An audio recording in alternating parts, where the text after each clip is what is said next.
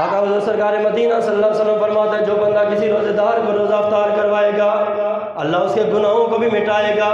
اللہ رب العالمین اسے جہنم سے بھی آزاد فرمائے گا، اور اللہ رب العالمین اسے روزے دار جتنا اجر و ثواب بھی عطا فرمائے گا۔ صحابہ کرام رضوان اللہ تعالیٰ علیہم اجمعین نے عرض کی یا رسول اللہ ہم بڑے غریب ہیں، بڑے نادار ہیں، ہم میں سے ہر ایک صاحب استطاعت نہیں، ہر ایک صاحب ثروت صاحب مال نہیں ہے، یا رسول اللہ ہمارے پاس اگر مال نہ ہو ہم کسی کو کیسے افطاری کروائیں گے، دوسروں کو کیسے کھلائیں گے، کیسے پلائیں گے؟ میرے آقا حضور سرکار مدینہ نے فرمایا او میرے غلاموں ضروری نہیں ہے کہ تم افطار پارٹی لگاؤ، پورا دسترخوان سجاؤ، پورے محلے داروں کو بلاؤ۔ کہا نا نا نا نا، اگر آپ کے پاس گنجائش نہیں ہے، دولت نہیں ہے، ثروت نہیں ہے، میرے آقا نے فرمایا جو بندہ کسی روزے دار کو ایک گھونٹ پانی سے یا ایک کھجور کے دانے سے کسی کو روزہ افطار کروائے گا اللہ رب العالمین اسے بھی یہ سارا اجر و ثواب عطا فرمائے گا۔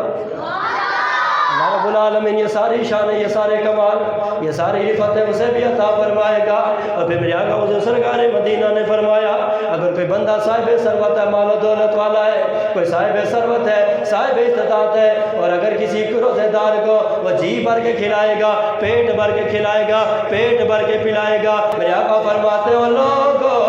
رب العالمین قیامت کے دن اسے میرے حوض سے ایسا جام پلائے گا